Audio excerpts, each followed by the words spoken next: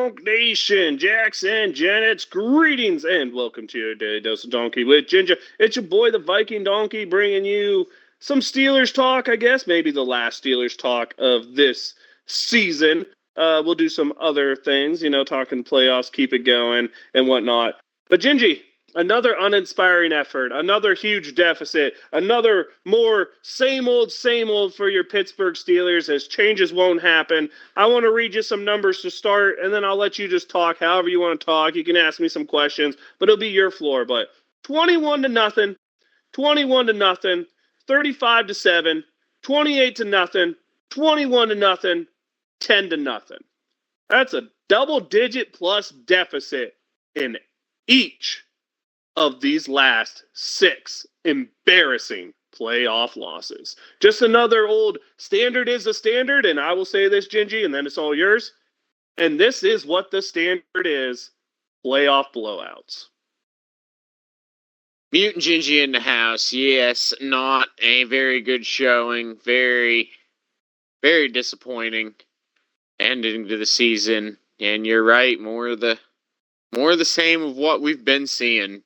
Everybody's, I think in Steeler Nation's ready to start pointing fingers. I don't know what all the answer is, Donkey. I don't think there's any one thing that really fixes this problem. Gingy, the answer is simple, and the answer is good is the enemy of great. The Steelers had a good season. The Steelers have a good coach. The Steelers have a good organization.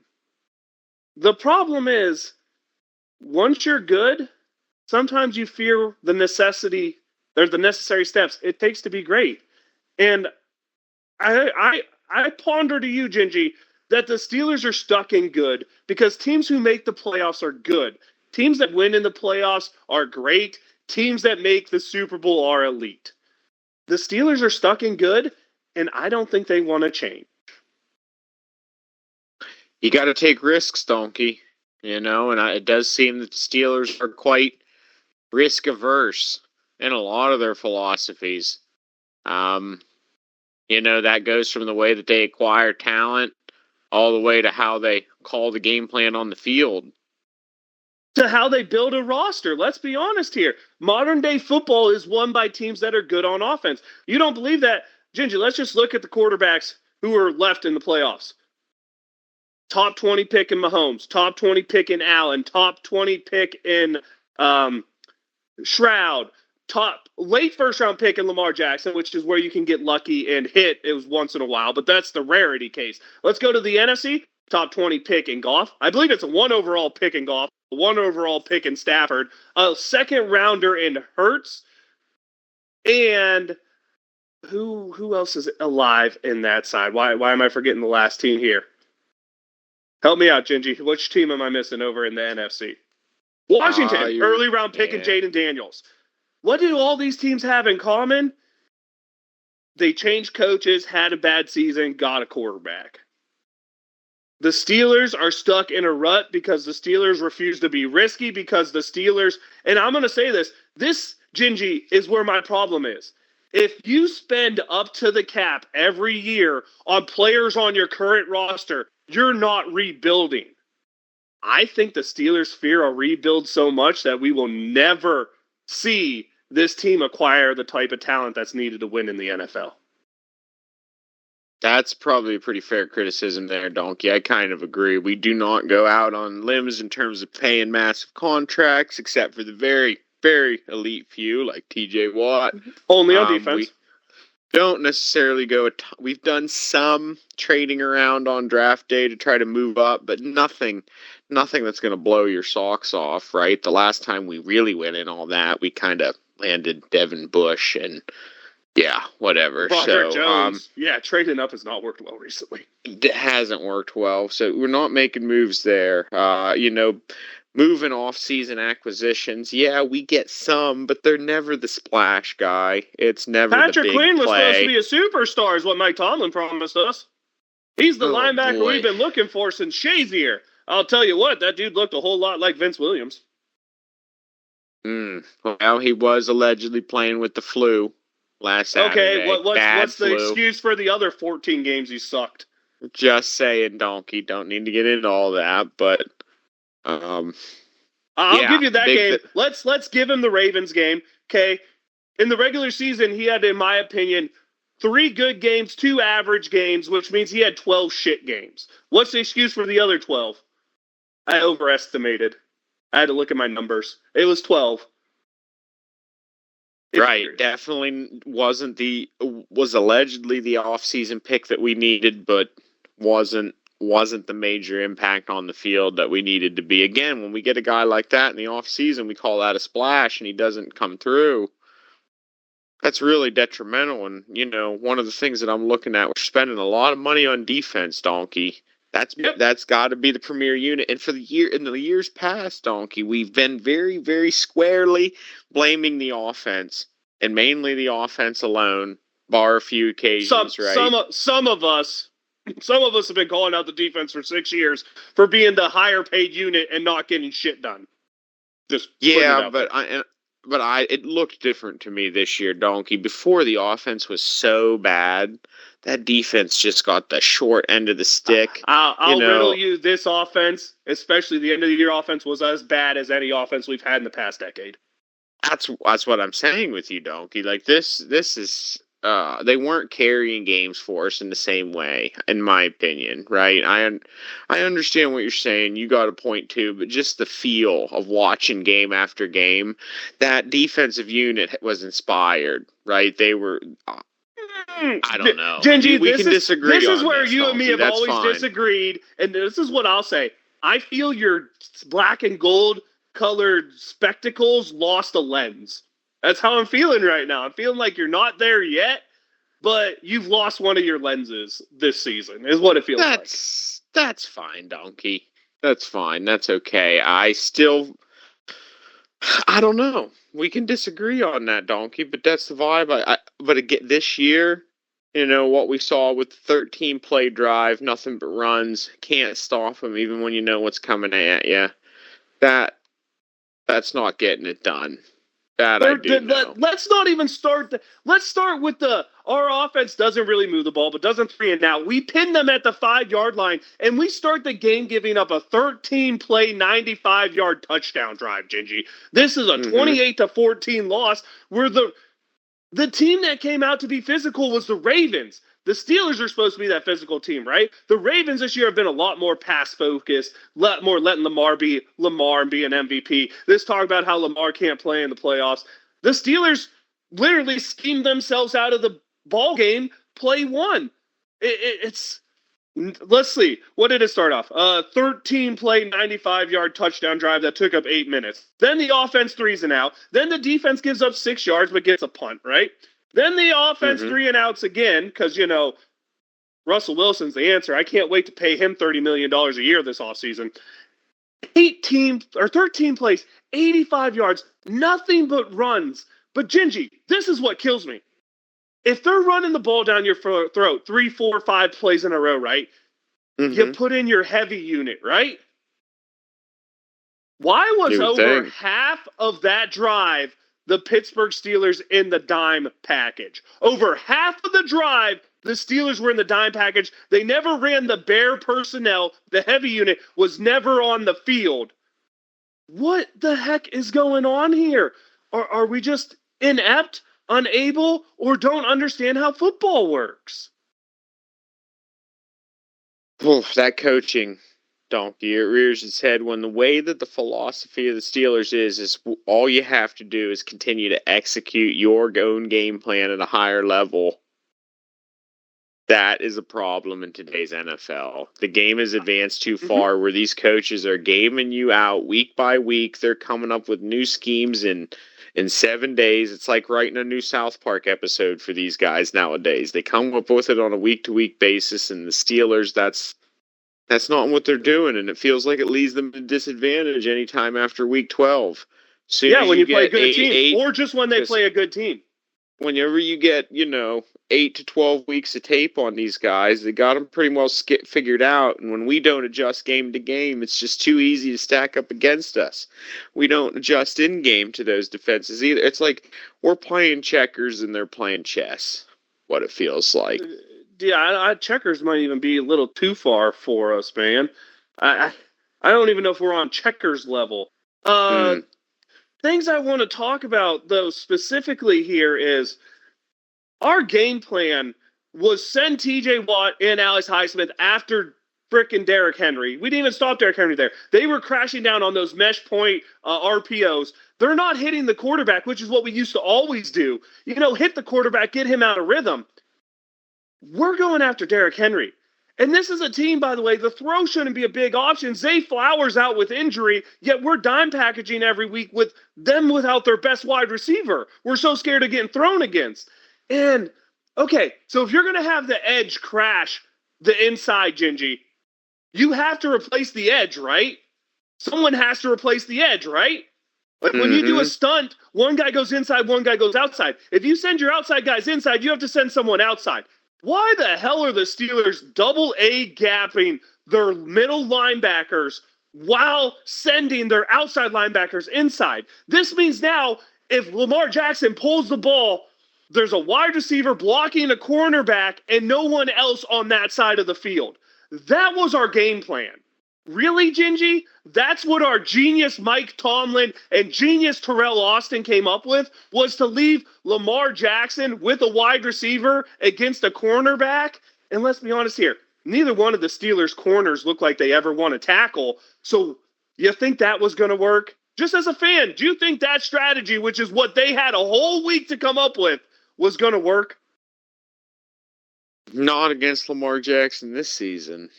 Dude, I don't think that would have worked against Carson Wentz. Even his dumb butt would have been smart enough to pull the ball. I don't get the game planning to lose. And maybe more important to me, Gingy, was the Steelers called out, and they rightfully so by Kirk Herbstreit in the first half, of this team doesn't have any fire. They don't look like they have any fight or even want to be here. That's what he said. And I'm going to be quite God honest with you. I don't disagree. The play that defines Mike Tomlin's last 8 years for me was 2nd and 20. The Ravens throw a 16-yard completion, which in itself is bad. And Minkah Fitzpatrick, instead of tackling, goes for the football. But not only does he go for the football, Donta Jackson is 7 yards away from this and never once takes a step to come help tackle as the guy carries Minkah for 6 extra yards and a first down. Gingy, make it make sense. Make it make sense. They can't. They're not producing the way they need to be. And this is something I want to ask you because I've pointed it out before. I pointed it out last year. I want to point it out again. The Baltimore Ravens, whenever they were tackling us, how many Ravens did you see on the football? 3, 4? Is that fair to say? Like they were coming, and there was a bunch of them on the ball, right? Yeah. Okay, for the last at least 3 years, do you see the Steelers gang tackle, or do you see guys one-on-one tackling while everybody else just kind of watches? I don't know, Donkey. I will tell you, I watch us just watch people try to make tackles. I have to admit, one of the highlights of my day, because I said the way the Steelers re-signed him, he deserves to get absolutely torched every time he's on the field, is for some reason, Cam Sutton's still getting, snaps on this defense. Watching him get his head bounced off the frickin' turf, I'm not going to lie, it actually put a smile on my face because I'm sick of watching him underperform the things that he admitted to doing, and he did by taking the guilty plea. Dude, that dude got what he deserved. The Steelers got what they deserved every time they put him on the field. But have you seen the Derrick Henry stiff arm and Minkah Fitzpatrick onto a plane to Cabo meme yet? No, I have not. That shit's funny as hell, man. That stiff arm Henry hits. He hits Minkah with a stiff arm on the field, right? Then he ends up sitting on a plane drinking a little sangria, and it says "Welcome" or "Going to Cabo" or something like that. Man, oh wow.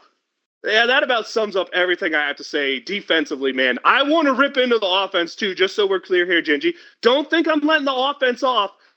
But when you put all your money in a unit, man, that unit has to be able to perform. There's no excuses this year for Teflon Mike, mediocre Mike, whatever you want to call him. There's no excuses this year, man. Highest paid defense in the league, fully healthy going into the playoff game, and that's the performance they give. Benji, tell me what you think about this defense.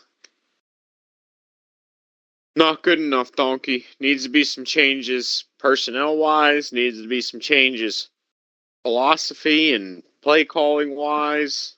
I heard I don't Austin think and any Tomlin one are thing most does likely it. back. That make you happy? I don't think that's going to do it. Donkey. God, I hope Arthur Smith gets a head coaching job somewhere else and he becomes someone else's problem. Because, yeah, that dude plays antiquated football, which is what Teflon Mike likes. I don't know what to say, man. Let's go ahead.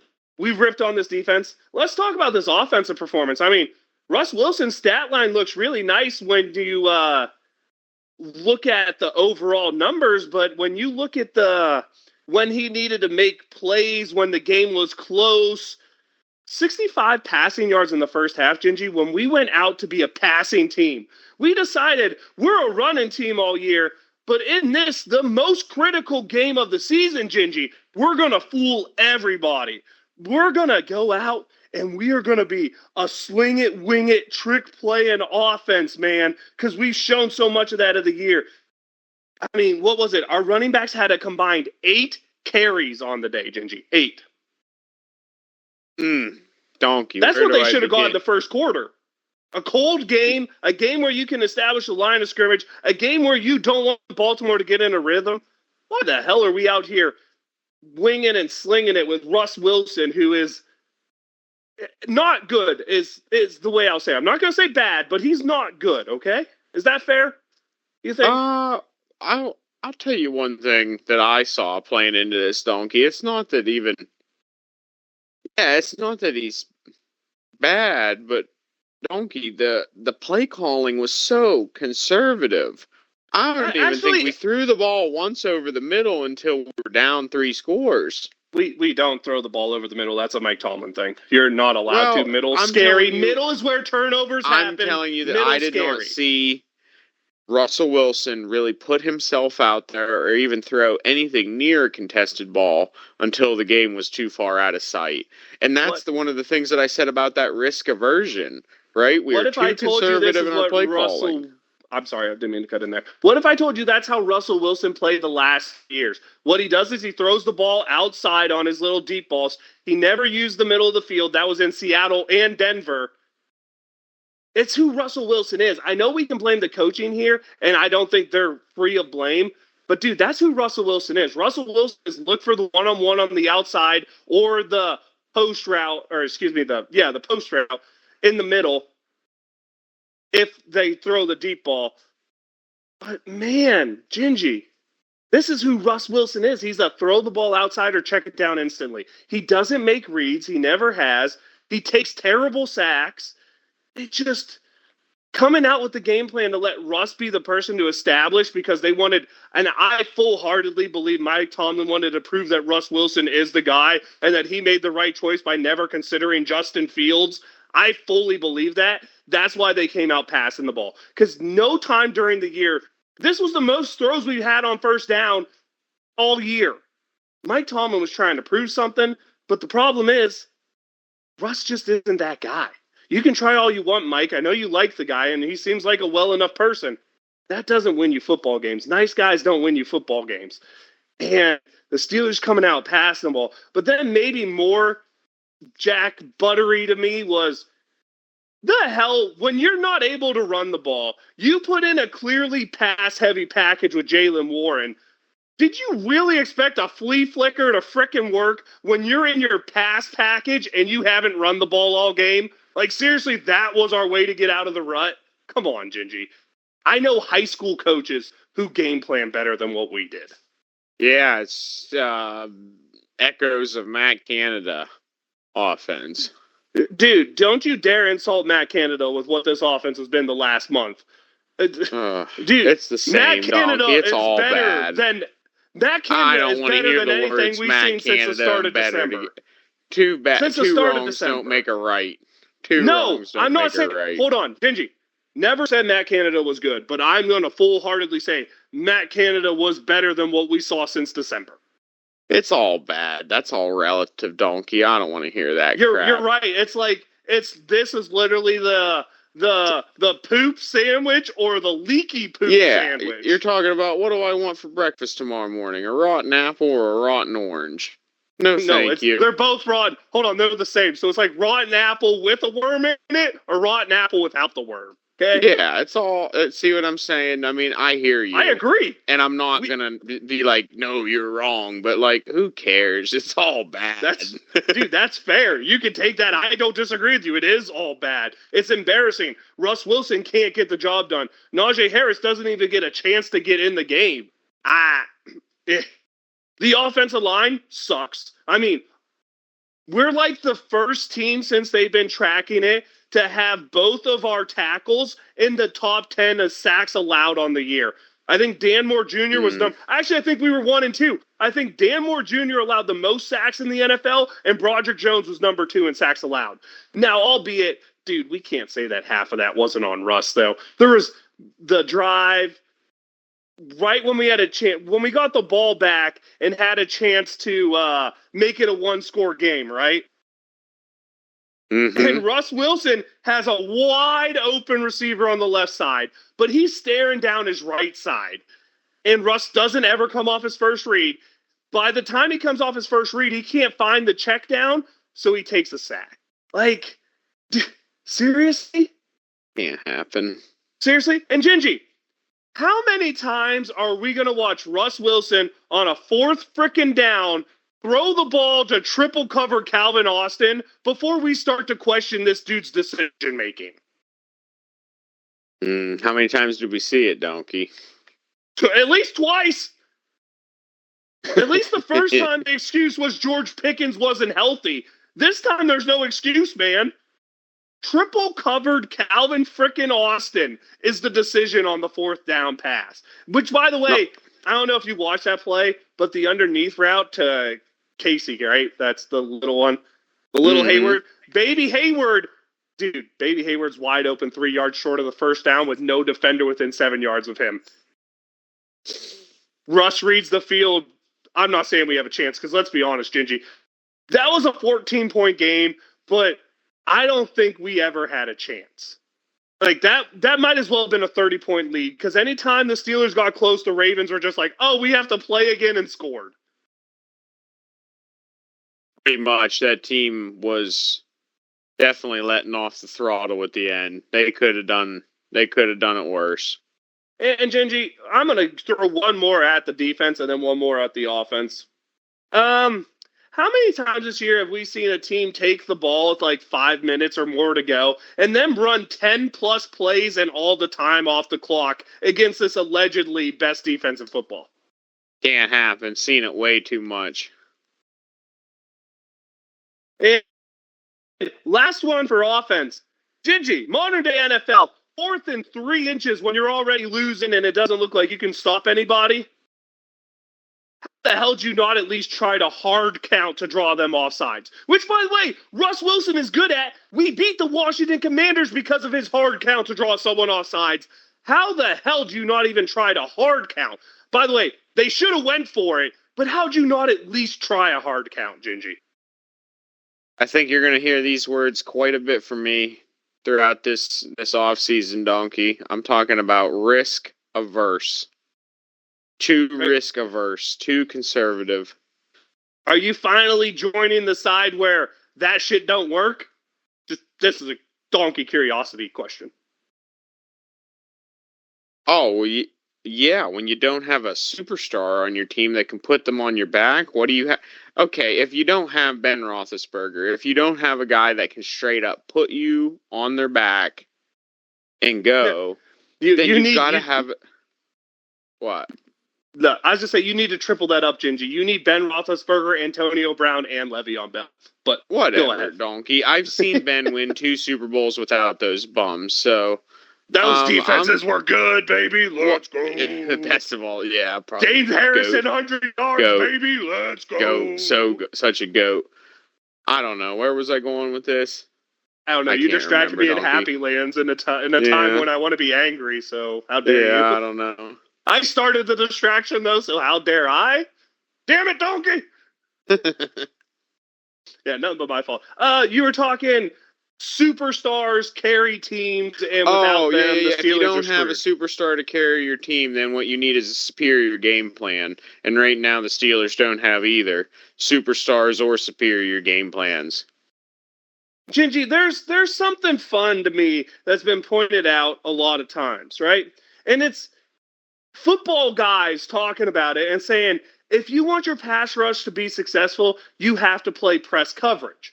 The Steelers are all about their pass rush, fair to say, right? Yeah. Then how the hell are we a team that's in the bottom 5 in the NFL in terms of press coverage use?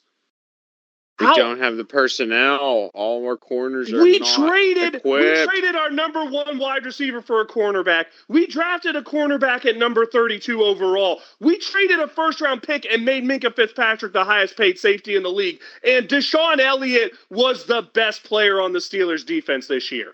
If we don't have the personnel now to be able to play press coverage, Gingy, we never will. It's quite possible. Deshaun Elliott was a beast this year, though. For real, he's the only guy that needs... 2 guys need mentioned right now in terms of playing their butts off in this game. That was Deshaun Elliott, and that was Cam Hayward. Now, albeit Deshaun Elliott was the whole game, Cam Hayward was only the second half. But at least those guys showed up at some point in the game. Man, I'm not going to forget. Watch the Derrick Henry long touchdown run. Look at the reaction of Patrick Queen and tell me that wasn't a guy that said, oh, shit, I should have tried to come back to Baltimore. Tell me that wasn't the face he was making. It's possible.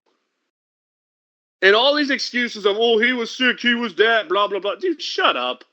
If the dude was that bad, he shouldn't have played. And if he was that bad, the coaches should have made the decision to not play him. Gingy, I don't even know how to feel because this is exactly how I thought this season would go. Like, we're sitting here at the end. What pisses me off is I let myself get into the playoff game because that's what I always do because, I have that hardcore fandom, right? But this is exactly what I expected. 9-8, 10-7, blown out in the first round of the playoffs. Here's my question for you. The Steelers did all this move the earth last offseason, right? We're going to be better. We're going all in again. What was the Steelers' record last year? Oh, boy. 10-7. I don't know. Yeah. What was their playoff record? 0-1 with a blowout. Yep. I don't know what to say. Kenny Pickett has a better record as a starting quarterback than Russell Wilson as a Pittsburgh Steeler. I know that's not Kenny's the better quarterback. I'm not arguing that, Gigi. I'm saying we allegedly upgraded the quarterback position for the same freaking result. So did we upgrade did we upgrade at all is the real question. I think we did. I think we have an opportunity at the future with Justin Fields. Oh, God. Chicago tried that for 4 years, and that's the same guy I saw in Chicago. That's all I'm going to say. Passing of the football is not good enough. If you want to become a gimmick offense, I'll give you maybe we have a chance, but I don't think a gimmick offense can beat a good team in the playoffs. Well, I don't know what to say. Some talent that can develop a quarterback. First off, you have to have the infrastructure in position, and this is what I'm going to say to you. Justin Fields wasn't allowed to throw the ball down the field, much like Kenny Pickett wasn't. I'm a firm believer, and he actually said the Steelers even told him to be more safe with the football. He talked about it. Kenny Pickett talked about it. I don't think you can bring a quarterback into Pittsburgh with Mike Tomlin and not ruin him. That's my honest opinion, and that's why a possibility. Someone said, well, if with the options who are out there now, and these are the 4 options they gave. They gave Russ Wilson, Justin Fields, Kirk Cousins, and Aaron Rodgers. And Gingy, you want to know who my answer was that I'd like to see as quarterback of the Steelers? Who's that? Aaron Rodgers, because he wouldn't listen to Mike Tomlin's ass. We would throw the ball 60% of the time. We would at least have a modern-looking offense because Aaron Rodgers did it to Saleh in New York. He kind of went rogue and just did whatever the hell he wanted. I firmly believe, and I'm not saying he would be a good option, just so we're clear, but out of the 4 options I was given, I'm not going to try to develop a young quarterback, and I'm sure as hell not running it back with Russ. Kirk Cousins, since his Achilles injuries, looked like toast. Aaron Rodgers looked I won't say good this year, but he looked And you know, an guy who's willing to throw the football might be what this team needs, and someone who's willing to tell Mike Tomlin to go shove it where the sun don't shine. He didn't even look. He did not look versus the Steelers. Much worse than that. Don't the Jets early in that game have like a turnover because Aaron Rodgers threw a pass so good it hit his dude in the helmet and bounced into the Steelers' hands? Did. Yeah, he did. so yeah, I saw that. Well, we're shit talking him here, dude. Yeah. The dude went up and made that throw, and I was like, all right, he still got it a little bit. And a little bit. I mean, I don't know. Probably got it more than Russ got it. Hey, I'll give Russ this, man. He does. I'm not here to fully bash on Russ. I think he's a terrible decision maker. I think he's a guy that does way too many bad things. But I will say this: that dude throws a pretty deep ball. Hell, Van Jefferson had a touchdown, Gingy. I told you he was trolling us till the playoffs. I told you, Gingy. So what you're saying basically is that Russell Wilson is Mason Rudolph. Fair. Yeah. Well, I don't think Mason takes bad sacks, but I do think Mason is absolutely a bubblehead when it comes to knowing how much time there is and what he needs to do. Yeah. Decisions. I will say I think Pretty Mason Rudolph is an airhead. I will say that. I will also say I would have preferred to watch this whole season with Mason Rudolph because at least there was... this is what I'm going to say again, man. The Steelers need to take a chance on a quarterback that's either going to be good, right? Because we haven't had a good quarterback in a long time. We either need to find a guy who has a chance of being good or sucking. Because if they suck, at least we'll have a chance to acquire that top-tier talent that comes with a top 10 pick, right? Risk averse. Gingy, you are like... I had so many conversations I wanted to have, but you, turned on what your normal stance is that I don't know what to do at this point, dude. It's like my hands are tied together. I'm not allowed to walk around and talk with my hands. I don't like it. What really broke me was the 13 play all run it right down your throat. That really broke me, Donkey. I'm not gonna lie. Very, very hurtful. Yeah, I went outside and I smoked a cigarette and I pondered life a little bit, Donkey. Okay. Pondered how much heart you really want to put into this product. Oh man, that. What was that, man? Wow, no, it's painful, and that's what brings me to feel this way. I hear you, Gingy. This is the part where I want to let you go ahead. Any questions you have, I'll try my best to give my opinion on them. But the things that you saw that you really want to question and really want to bring out, this is the Gingy part to take over. Ooh, questioning all. Let's see. What do I want to ask Donkey? I do believe, I don't know if you've told the audience, I think you have, about where your preferences at head coach would lie. Ben frickin' Johnson, baby. All in. Well, what would be your call on coordinators then? Because if we're getting rid of Tomlin, we're cleaning house. Who sits alongside Ben Johnson in those roles? If Brian Flores doesn't get hired as a head coach, you offer him assistant head coach, defensive coordinator, without a doubt. Our defense was so much better when there was someone who was willing to be aggressive. If you watched Minnesota this year, that defense was good because of Brian Flores. You take a guy like that. That's where I would look first. If he's not available, I think Vic Fangio just got fired. Another guy who's been known as an aggressive type defensive coordinator. Wade Phillips is coaching spring football.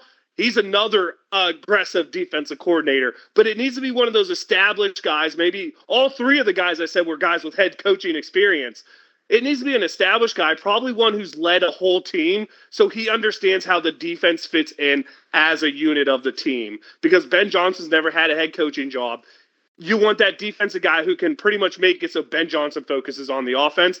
And then offensive coordinator, man, this offense is Ben Johnson if you bring him in. You let him hire every assistant coach he wants, and then you tell him whatever veteran quarterback on the market you want, we will get him, and we will draft whichever quarterback you want within reason, right? Like, we can't trade up to number 1. I don't think we have the capital to do that, but we can probably get in the top 10 and snag one of those guys if he has when he wants.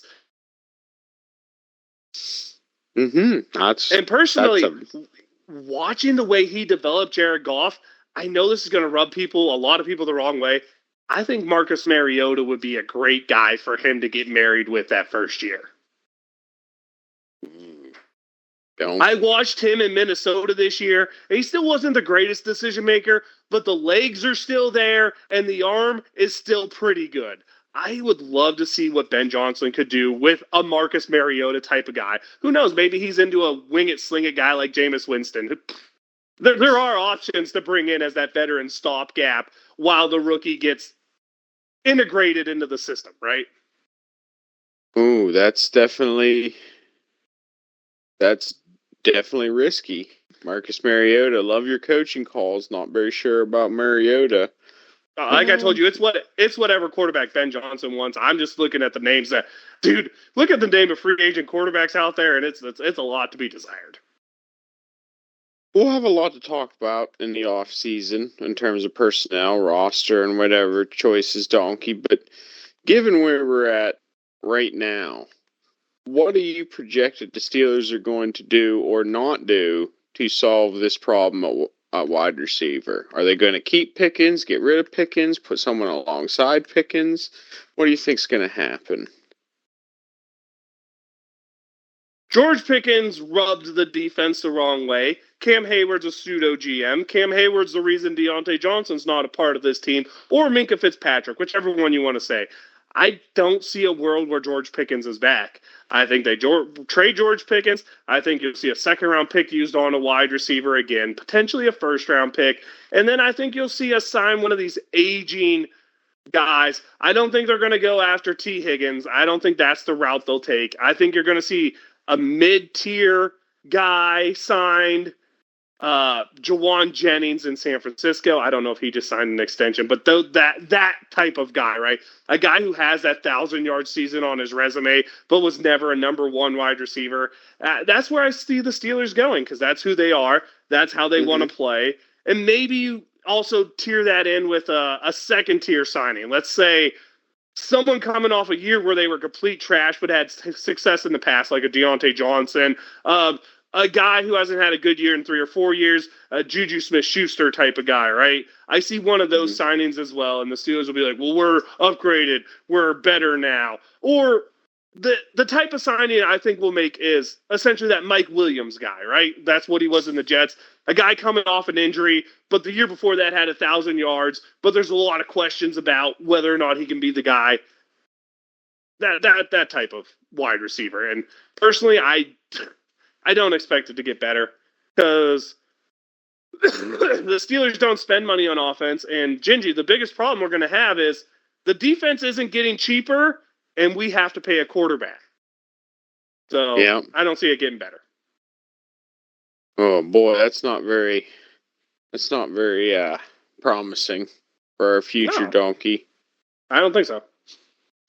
And I suppose this one is more, like I said, I got to save something for the off season in terms of our personnel calls. So, what do you think, Donkey, if the Steelers are only able to shore up one thing over this off season, without talking specific people, where do they need to shore themselves up at? Quarterback not eligible. Pick something besides that. Head coach. Okay. You need a head coach that can scheme a win. It's that simple. We cannot schematically beat a team. We're not going to, Gingy, we're not going to compete with the CJ Strouds. We're not going to compete with the Lamar Jacksons, the Patrick Mahomes, the Josh Allens, the Joe Burrows of the AFC, man. And that's not even talking that second tier of quarterbacks who look at how successful Miami was when Tua was healthy this year. Look at the way the Broncos took a step forward with Bo Nix. Imagine Justin Herbert in the second year with John Harbaugh. We're not even talking that second tier. So when I look at this team, if you're not going to outskill them at the most important position, quarterback, right? Then you have to out-scheme them. And maybe this was a little cheat to your question, but my answer has to be head coaching and coaching scheming up a victory because I don't see a position where a single individual move can take the Steelers talent-wise above any of these teams we're talking about. And that means if we can't get above them talent-wise, Gingy, it has to be schematics then, right? If you cannot beat them physically, you have to beat them mentally. That's where the Steelers have to go. They have to find a way to get schematically better than the teams they're going to play. Okay, Donkey, 3 questions, 3 answers. I like to hear it. I try my best to keep it right down the thing, but I mean, honestly, Gingy, I want to throw that back at you. Where would you go on that same thing? You get one big change, and you're not allowed to do quarterback, like you said. You get one big change. How'd you fix them? How'd you fix what we have? It has to be an offensive threat. That's fair. T. Higgins? Is that the answer? I don't know if that's enough. I really don't, because if you're going to go my medium, problem was. If you're going to go medium, Higgins, do we beat you need anybody? to double it. Okay, that's my formula. If you're going to go medium, it has to be 2 medium-high guys. Enough to divide a defense. Enough to focus so they can't put all their attention on one guy. If you're going medium, or if you are going to get one guy, that guy has to be good enough where if you give him all the attention, he can still overcome it. That's fair, and I hear you. And I think your Rick's version thing talks about what I want to kind of get transitioning to here. I know, and we texted about it, and you went at the, well, Donkey wants the tank for Tua. And I never wanted to tank for Tua, but I believe you have to put your spot where either you found a guy who's an ultra talent or you don't, right? And that's normally taking a young quarterback and seeing how it works. If it doesn't work, especially the later round pick, like I said, I would have took Spencer Rattler and I would have ran this whole year with him. See what the heck happens. What's the worst case scenario? The Steelers suck and then we get a good draft pick. As long as the Steelers stay in this risk-adverse area of the draft, I mean, when you're drafted in the first round of 20 and on, normally that's when the uber-talented dudes are gone. Very rarely do they fall to that pick. So, Gingy, knowing where we've been, is it the worst-case scenario for the Steelers to have an actual finally losing season? Do you think the whole idea from top to bottom of this organization of Mike Tomlin being this record-setting coach, showing the Steelers' way of not losing football games, do you think that is actually a hindrance rather than an accomplishment for the Pittsburgh Steelers? I don't know sometimes whether it's him or the personnel. Sometimes there are some seasons, Donkey, where based on the personnel that we walk out on the field with at the beginning of the year, where I think that's quite an accomplishment, right? But there are some years throughout this where I think that roster has underage. You put it well last week, right? He gets the most out of bad teams and the least out of good ones? Yep. I can support that notion Mike, man. With Mike Tomlin. He brings everyone to mediocre. He brings everyone to mediocre. Bad players, good players, don't matter. You're going to be mediocre under Mike. Yeah, I think that's more what I'm seeing, right? Because there's a compelling reason why he's considered a great coach. And that's because I think he's performed he's outperformed himself at times. He's outperformed himself at times based on the roster, but then again, he's underperformed it too. And I don't think that gets as much looked at. If we were the Miami Dolphins, he'd be the greatest coach ever because the Miami Dolphins don't have And I've said this before. The thing with Mike isn't that he's a bad coach. There's a lot of spots he would go, like Jacksonville, and he would be the greatest thing ever, keeping them out of losing seasons, right? That would be amazing for that fan base. It'd be something they never had. We're spoiled, man, and there's no doubt about it. But we need to keep spoiled because in order to uphold the Steelers standard, the fans cannot let the team accept less than what our standard is. And our standard is playoff wins and championships. It's not happening. It doesn't seem to be happening. We haven't gotten any closer to it. I know me and you have talked in plenty times. You're like, nah, man, we got to run it back one more time. Nah, man, we got to run it back one more time. If we just blew this shit up 4 years ago, we would know by now whether or not he can build a team. But we're so afraid of it. And the standard is no longer championships. The standard is regular season wins. And me as a Pittsburgh Steeler fan, man, I don't want to accept that standard, Gingy. I don't. And even me, the eternal optimist, is only going to say run it back so many times. Right? Do we run it back? Too soon? I think we're about. I just think I'm about done running it back. You know, right, I've given the chances based on the merit that I think was earned. Right? That's but fair, now man. we're but now we're starting to carousel through quarterbacks. See, when we were starting, if Kenny Pickett was the guy, right? Different conversation. If we're developing a new quarterback and the team is, mediocre, but in the young direction, not in the old direction, this is a completely different conversation. But we're mediocre in the old direction now, which is teetering on bad. Mediocre on the young side is a position where I'd much rather be, but we're not there. Well, the big thing with mediocre on the young position normally means you have money to spend coming up to get players. Yeah, when it's old, when it's mediocre on the old, it's the opposite. You don't have the money to spend because those guys are on the end of their contracts, which is where all the cap hit is. Now, Gingy, you brought up something that's fun with me, and I'm not saying Kenny Pickett's delivery goes any different if something different happened on the coaching, but do you think Mike Tomlin could develop a quarterback? Just personal opinion. Do you think Mike Tomlin can develop a quarterback? A young quarterback? I don't have any evidence that would say that he could. No, because Ben was developed before Mike got him. And then the young guys we've had since then, Josh Dobbs, 4th rounder, didn't work out. Mason Rudolph, 2nd rounder, didn't work out. Kenny Pickett, 1st rounder, didn't work out. Bringing in Mitch Trubisky as a kind of young guy really didn't look good. And we talked about this with the void of Ben, too, right? So maybe there's a possibility here, too, that Tomlin's personality and coaching style lended itself really well to a headstrong quarterback who's going to do what he wants. Same reason why you're picking Aaron Rodgers, right? Yes, exactly. Actually, Ben Roethlisberger is the exact reason I'm picking Aaron Rodgers, because the most successful offense we had were the ones where Ben would just change the play at the line of scrimmage to whatever the hell he wanted. Yes, that's exactly right. In that marriage how many together. years, Gingy, the last 6 years of Ben's career, how many times did we just go, man, we should run the no huddle because Ben calls a better offense than our coordinator? How many times?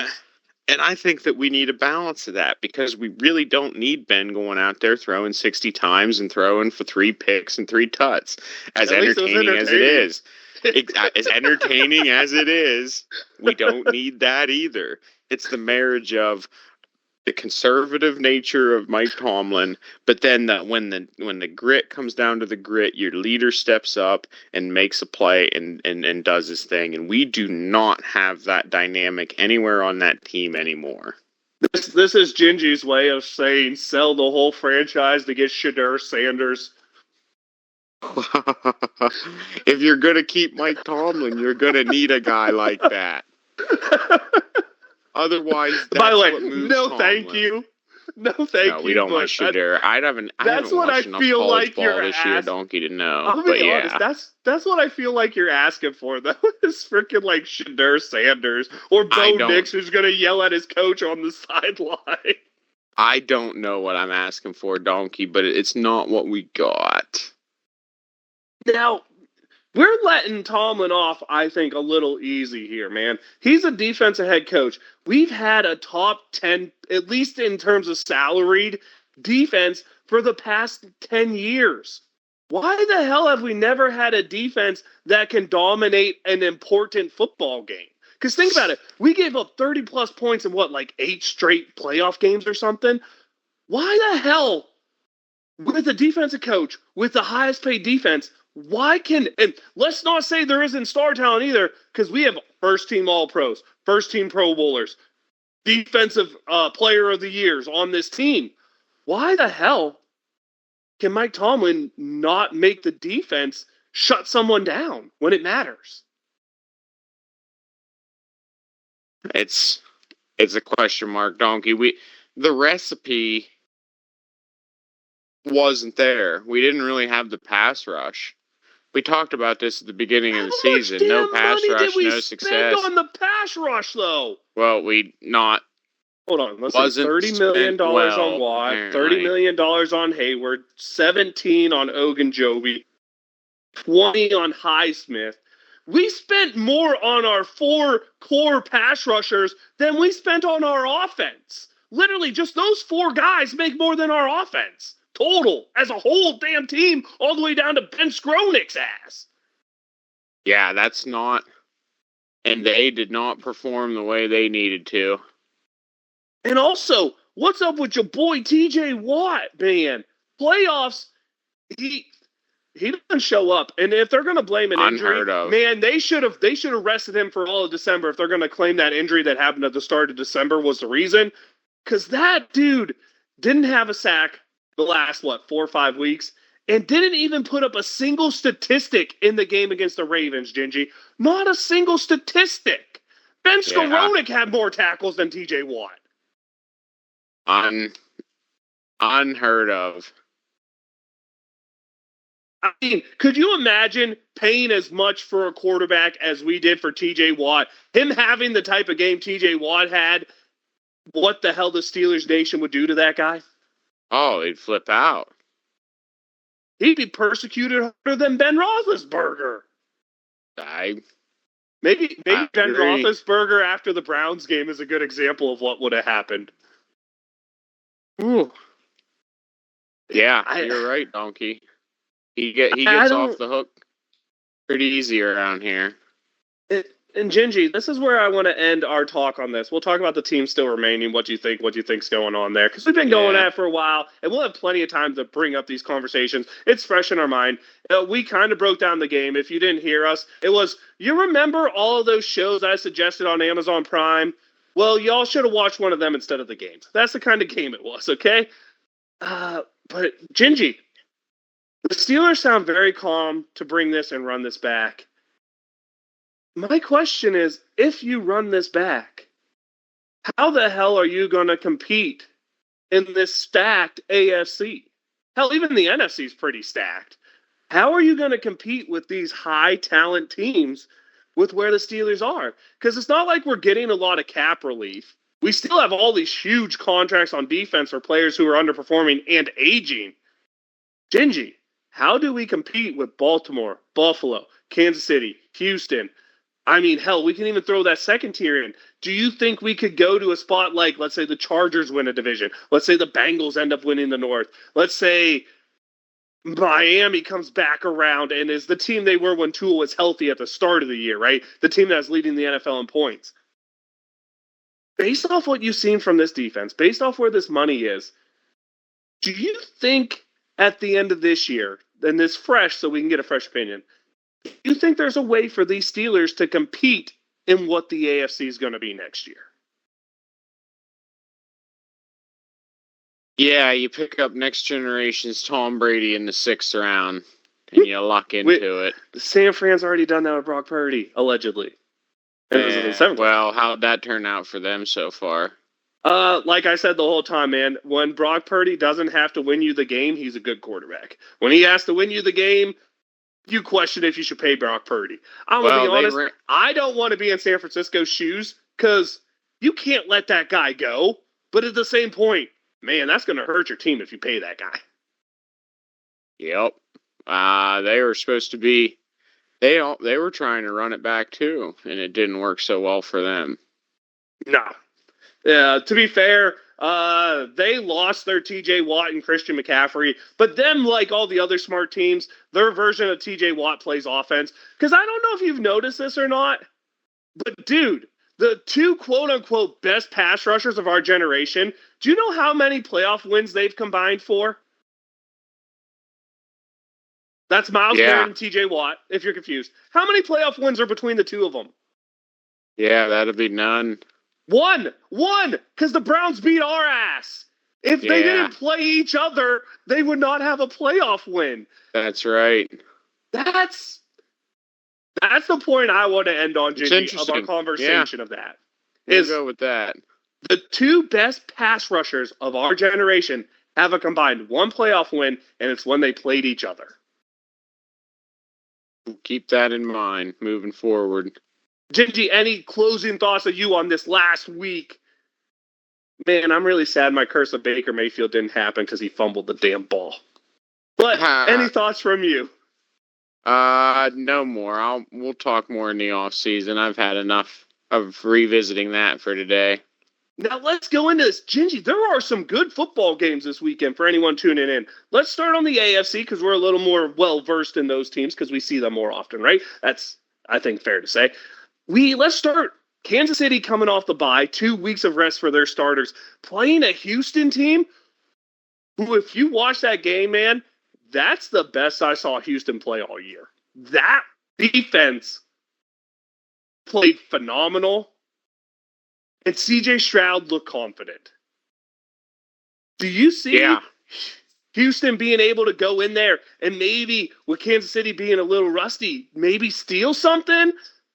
Or is Patrick Mahomes just Tom Brady and you say this line, no one's favored to beat them until they beat them? Yeah, that's pretty much where I'm at right now. Every time, even if they play well, they execute awesome. They play poorly, they don't execute. Something always falls their way. Something goes right. No, sir. I don't know, Donkey. It's tough to pick against that until you see it beaten. Yeah, that's why my pick for this week is definitely Kansas City, Gingy. I have Lasker's picks somewhere. I had to find them. But who you like Kansas City then? I do like Kansas City this week. Now, it will be interesting the following week. We'll have to see if Kansas City does ultimately end up beating Houston. I don't think I'll be as hasty to make a decision the following week, depending on which of the next two AFC contenders they play. That's gonna be fun. Laskers likes the Texans, so he must have heard my speech and got really inspired, even though he texted this like 3 days ago. Let's go on. We have a game of MVP frontrunners for the most part. Josh Allen in Buffalo hosting Lamar Jackson in Baltimore. Dude, I don't know what to say here because it's hard to bet against either of these teams. Both of them are really good at running the ball. Both of them have elite level quarterbacks who can throw the ball well. Both of them are kind of questionable in pass catchers. I mean, Amari Cooper, he's known to drop a ball or two. Zay Flowers, if he plays, is known to drop a ball or two. Both have pretty solid tight ends. Both have really good offensive lines. Cook and Henry have been dominating. Both quarterbacks can run the ball. It might be cold. Weather might play. Baltimore's defense has been the best defense since the start of December. Buffalo's defense has picked it up a little bit. But watching those first-round games, I don't know how the hell you pick against either of these teams. And to me, the X factor in this game, Gingy, might just be the fact that Buffalo's a little more forward-looking than I think the Ravens will be. I think Buffalo is ready for that matchup to prove they can take on Kansas City. And I think they count their eggs a little too early. I like the Ravens here, Gingy. So does Laskers. Dang it, Laskers. That was going to be my steal pick. This game is very close to call. I don't think you're out of line going either way. The teams are so evenly matched that I think I'm going to go with the edge on the home team. on That's a this good one. pick. Give me Buffalo for a couple different reasons. Looked into it a little bit. Weather's going to be a little gnarly, right? Now, that should favor a running team, right? I was taking a look at some stats. I don't think Lamar Jackson has played in a game under 28 degrees, I believe was the coldest on-field temperature he's played with. 22 degrees. Just played 23 degrees in the Steelers game. Well, yeah. I mean, but that's not going to be Buffalo weather, right? I think those guys, I'm not sure, are real conditioned for what is, I believe, 7 or 8 at Buffalo on Sunday. I don't know. Like I said, maybe I'm just a hater because they beat the brakes off the Steelers. And they are the Ratbirds, and it's hard to pick them. I mean, you know me with the black and gold colored glasses, but give me the home team on this one. I'm going with Buffalo. I don't hate your pick there, and the reason I think a home team's a great pick is the crowd is so important in a game, especially that's going to be won by inches, where one team gets to run their offense on time and the other team has to use the silent count. The silent count is normally good for a half-yard loss in terms of productivity. So you're talking the Ravens are already starting a half-yard behind. Is that the difference? Like, legit, that could just be the difference, is that right there. Let's flip over to the NFC, and boy, are these matchups interesting. You have two teams who, one in the Rams seem to be peaking at that time, and it is hard to pick against a team who's peaking at the right time. But then you've got the Eagles, who are a team who seem to be getting healthy at the right time. This is a fun matchup. It's going to be in Philly. You got the Rams coming in off of the wildfire stuff behind them. Isn't that just the NFL type of storyline for a team like that to make the run? Stafford looked good. The Cooper Kupp is showing why the Steelers should have given up a second-round pick to acquire him. Puka Nakua's playing well. Kerryon Williams running the football. But is that enough to stop Jalen Hurts and Saquon Barkley when you have those dominant wide receivers highlighted by an A.J. Brown, Gingy? I don't think it's going to be enough for him. I like the storyline and all. It'd be really cool to see the Rams continue to push forward, but Philly is tough. Did you mention Saquon? Yeah, Saquon and Hurts. Yeah, I mentioned them together. You're right. I should have given Saquon his own segment. Just I missed why not? It. That's on me. 2K Saquon, baby. 2K Saquon. Yeah, that's a wagon over there and getting healthy at the right time for sure. I'm thinking Eagles. And that defense, I mean, the Rams defense hasn't played great all year, played great last week. That defense in Philly has played great all year, even with every year they seem to lose 2 or 3 starters you think they won't get it over, but it never seems to kill them there. Me and Laskers also like the Eagles. That brings us to the last game, and my wife's going to hate my decision on this one, but we got Detroit's unstoppable offense, and Detroit's 10, 11 players on IR defense. They have a rested week. Maybe it makes a difference. They got some guys back towards the end of the year.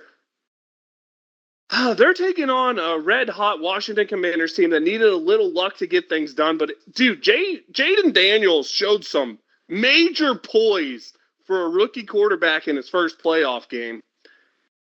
Man, it's hard to pick against Detroit in those weapons. But, I mean, only having Gibbs, no longer having Montgomery as he got hurt, having a good set of receivers, but really not that overly explosive guy. I mean, Amon-Ra St. Brown is an absolute nightmare, but he's not that blow the top off the guy. They have good tight end play, good offensive line play, maybe the best line in football, highlighted by stalwart that I said we should have traded up to get when he dropped down to like number 4, Penny Sewell. Oh, man, it's hard to pick against that Detroit team. But I'm going to be quite honest with you. I like what the Commanders bring. I like the fire that team has. I think Terry McLaurin is going to be the difference in this game, along with Washington's defense playing up the part. And I think St. Juste is going to have 1 or 2 interceptions because he's the type of corner that gives Jared Goff fits. Really physical off the snap and likes to jump those quick slants. I think St. Juste and I think Terry McLaurin give the Commanders this win over the Lions, Gingy. Ooh, boy, that's quite bold in Detroit. Yeah, it is. That Detroit, dude, if that Detroit team was healthy, I would pick them without a doubt. But too many injuries on that defense for me. Yeah. Hell, if Aiden Hutchinson was healthy, I think my pick's different. Just that guy. I still don't think it's enough firepower to overcome them at home. Give me the Lions. Fair enough. Laskers also likes the Lions. Gingy, any last thoughts here on football things going around before we get to, I don't know, maybe an end of year shout out, even though it was a loss. Maybe you have one, maybe you don't. But any thoughts before we get to that? I'll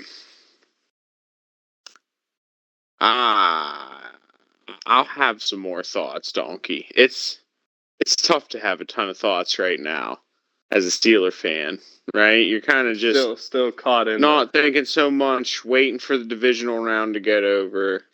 Thoughts are that, I don't know, my feeling is AFC is stacked. It's crazy to see a game like Baltimore and Buffalo in the divisional round. Mm-hmm. That smells like AFC championship, but when you got three top elite competitors, it'll make for a fun ride to the end. Don't sleep on them Texans either. Not elite in my opinion yet. Okay, I'm sorry. Honest question: they beat Kansas City. Do they get to be there? An AFC championship game? If Houston beats Texas this week, or if Houston beats Kansas City this weekend, do they get to be elite? That's no matter who you just curious. No matter who you beat there, right? No matter who you beat there, you show up in an AFC championship game, you got to be considered elite. Yeah, that's fair. All right, Gingy, my closing thoughts are: this is the list of teams that now have a longer playoff drought than the Pittsburgh Steelers. Come on, the Commanders are spare off me. The Arizona Cardinals, Denver Broncos, Carolina Panthers, Chicago Bears, New York Jets, Las Vegas Raiders, and Miami Dolphins. Man, that's the list we're now a part of, and to me, that hurts to my soul. But I do have a shout out, Gingy, to end this season, because I think this is a guy who didn't get enough talk about. I know a lot of people have talked about him. But on a defense that is as highly paid and as highly rated as the Steelers, Deshaun Elliott was the best player on that defense, without a doubt.